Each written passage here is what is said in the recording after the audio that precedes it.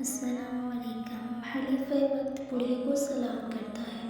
السلام علیکم اماں جی۔ بڑھیا اپنا شکن آلو چیڑا اٹھا کر اجنبی کا جائزہ لیتی ہے۔ وعلیکم السلام بیٹا۔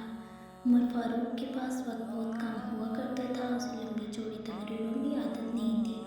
2 جملوں میں حال بتاتا تھا، 2 جملوں سے حال جان بھی لیتا تھا۔ اماں کیسی گزر رہی ہے؟ خطاب کے بیٹے کا پہلا سوال، بیٹا عمر کی خلافت میں کیسی گزر سکتی ہے؟ دیکھ لے میرا حال، وہ اپنی بادشاہت میں مست ہے، میں یہاں اسرت میں کس کے طور پر جلوہ کاٹتے جا رہی ہوں۔ عمر جلالی تھا، اس کے جلال ہی کے آسمانوں پر چرچے تھے۔ غصے میں آ گئی اماں، مدینہ سے ہزاروں میل دور اس ویرانے میں کون کس حال میں؟ عمر کیسے جان سکتا ہے؟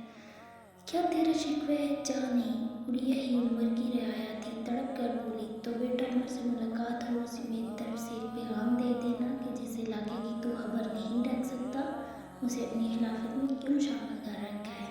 عمر سکتے میں آ جاتا ہے۔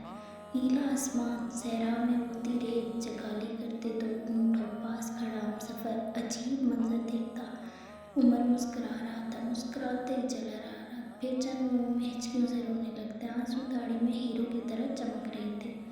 ہمراہ پوچھتا ہے، یا امیر المومنین کیا ماجرا ہے؟ اتنی پیاری مسکراہٹ اور عجیب و غریب گریہ؟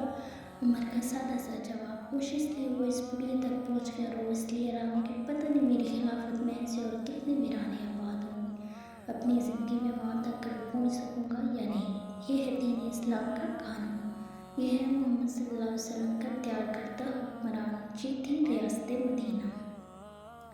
آپ کو ویڈیو اچھی لگی تو لائک کریں، چینل کو سبسکرائب کریں، ساتھ لگے بیل آئیکن کو ضرور پریس کریں تاکہ ایسے ہماری ویڈیوز آپ تک پہنچتی رہیں۔ شکریہ۔